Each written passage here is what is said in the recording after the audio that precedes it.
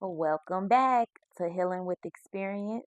If you're new here, this podcast is all about real stories, real struggles, and real healing. I believe healing doesn't just come from the good moments. It comes from sharing the hard times too and learning from our experiences. Today, we're talking about something that has been crucial on my journey: protecting your peace while you heal. So, as some of us know, we will never stop truly healing. We will always be in some way, which is why it's so important to start that healing process. What does starting look like? Starting looks like acknowledging it, right? Because when you acknowledge that healing and help is needed, that's the first step to your healing journey, acknowledging it. And the next step is applying it. When you finally start setting boundaries, most people can't take it.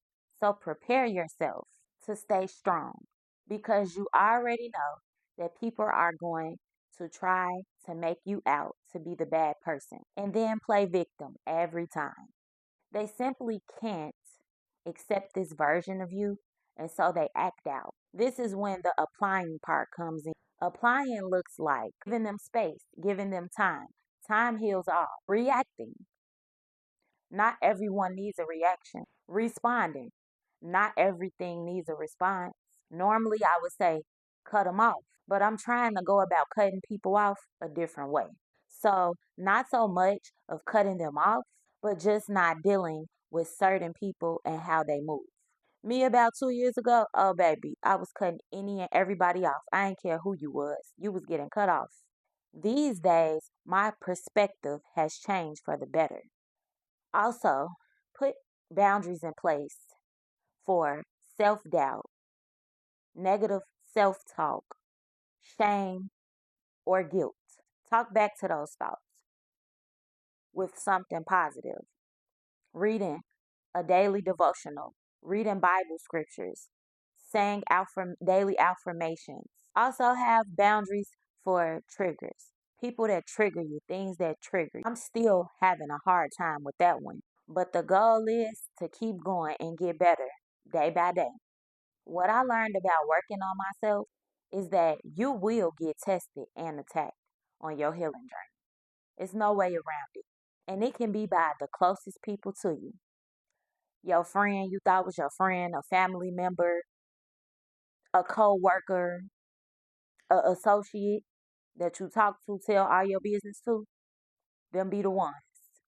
I can be honest and say, even in my healing phase, I'm still tested. And it's some tests I do fail. And then find myself somewhere in there repenting to Jesus, repenting to God. I can accept the fact that I'm human and we all make mistakes. I'm not about to beat myself up. It is what it is. You ask the Lord for forgiveness and you keep going about your day, about your life, about your goals, and your career.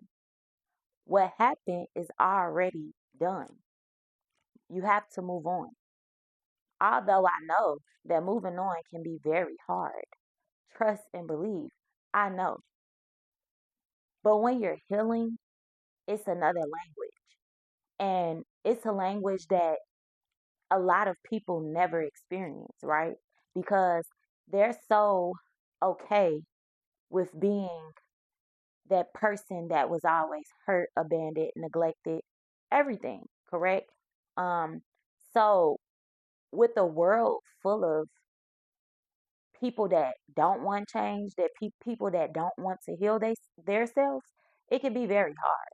So trust me, you have to find something to zone those type of people out because they're gonna always come for you. No matter in every shape and form, they're gonna come for you. It doesn't matter. So healing isn't the best. It's not the best experience sometimes, although it's for the better, but it's not the best experience. It's lonely, it's sad, it's it can be frustrating, but the hard work and sacrifice will definitely pay off. You owe this to yourself because if you have been just struggling your whole life, just mentally or feeling poorly about yourself, you owe yourself healing. And so, with that being said, if I can heal, you can heal. And I'm here for your healing journey. I'm with you on your healing journey. I'm here if you need to ask questions, if you need to know anything about this process. Again, I've been working on my personal growth or self growth for about 7 years now. So I definitely have experience. And one thing about healing is that you will always be healing.